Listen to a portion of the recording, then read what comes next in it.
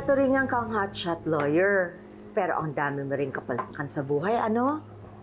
So, sino yung magsusuot ng stolen watch sa public meet-up?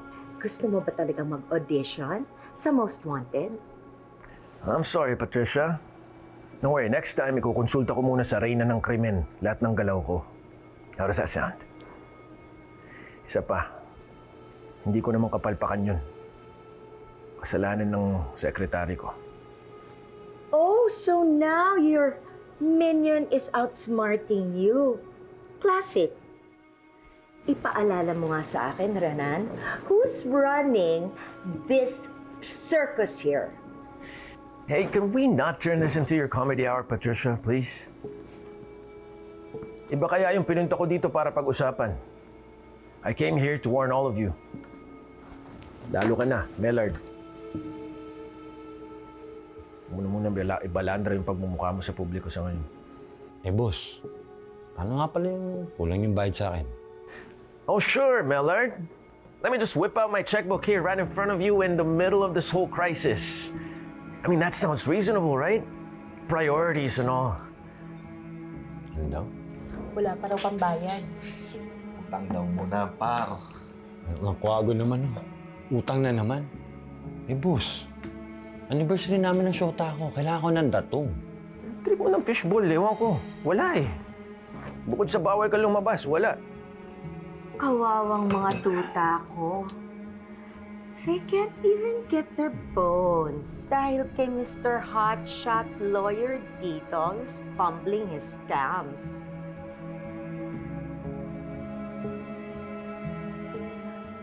Anyway, since hindi mo naman ako kailangan dito sa episode na Renan Blunders, ba't kinailangan mo pa akong kalampagin pumunta dito? So, since this whole robbery scam was your brilliant scheme, go ahead and fix it. Bye-bye.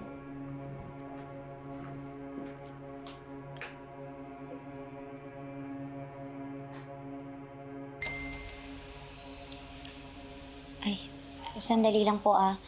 Sasagutin ko lang po tong message ni Alma. Yung kliyente ko po na natanggal sa trabaho. Bukas na po kasi yung mediation nila nung employer niya sa Pau QC. Kasama po yung Pau QC lawyers. Anak, bakit sa Pau QC? Nandun po kasi yung distrito na humahawak sa mga labor cases. Wala ko. Sigurado yung gera kung magkaharap-harap yan. Huwag naman. Sana nga magkaayos na sila.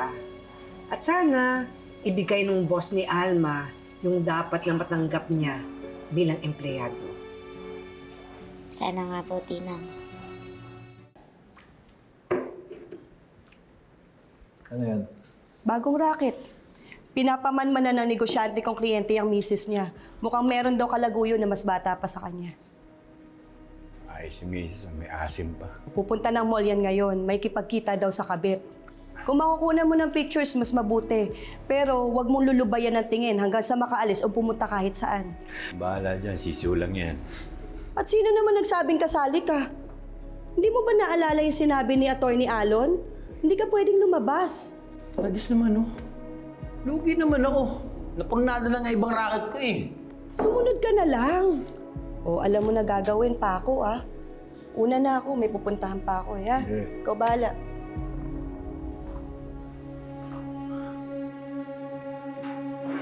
Tol, sama mo naman ako dyan.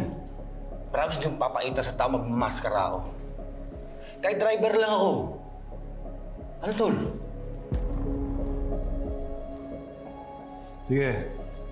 Pero huwag mong babanggitin kay Vivian to, ha? Promise, Tol. Oh.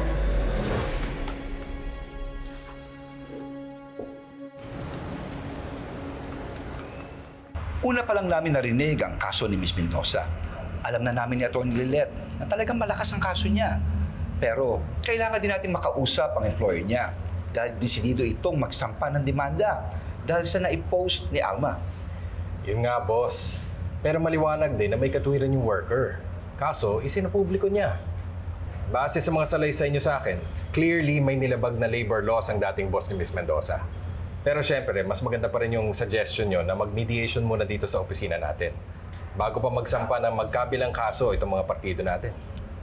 Yes, attorney. At meron din po kami mga ebidensya to back up Alma's allegation against her boss. Anong drama mo, Alma? Ang kapal naman ng mukha mo para magreklamo. Mamiyasi. Ma'am, mawalang galang na ho. Pero may tama hong oras at lugar para sa panig ninyo. At sino ka para pagsabihan ako? Kabilang naman ang abogado niya. Kaya next time, I suggest na kumausap pa rin ng abogado nang mapayuhan ka ng mabuti. Hindi ko kailangan ng abogado dahil wala akong kasalanan. At hindi na kailangan mag-mediation dahil wala akong ginagawang masama. Pumunta lang ako dito para harapin tong babaeng to dahil sasabihin ko sa'yo kung anong gusto kong sabihin sa'yo. Sa totoo lang, sa aming dalawa, dapat ako ang magsasampa ng kaso dahil sinira mo ang pangalan ko! Yasi, di ko naman po ginusto yung nangyari eh. Huwag ka nga maghugas kamay. Dahil alam ko na matagal mo na akong gustong pabagsakin. Dahil naiinggit ka. Oo nga naman. Pareho nga naman tayong mahirap. Pero ako, umasenso, ikaw, hindi. Alam mo, Alma, tinuring kitang pamilya. Tinulungan kita. Ibinigay ko ang lahat ng kailangan.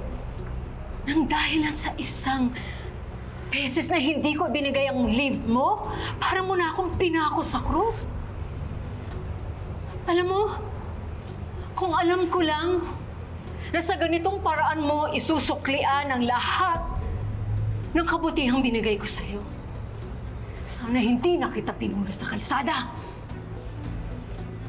Sana nasira na yung buhay mo. Tulad ng buong angkan mo. Mga walang utang na loob!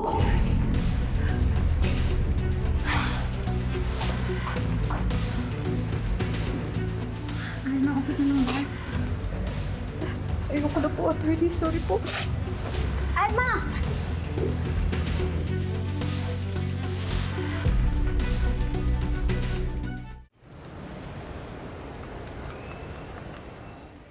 Kawawa naman pala talagang kliyente mo, anak. Malinaw na pinahihina ng takot ang loob niya, kaya hindi siya makalaban sa boss niya. At yung boss naman niya, si Yasi ba yun? Pinapamukha pa na si Alma yung masama. Hindi ko nga po maiwasang hindi maisip si Aire.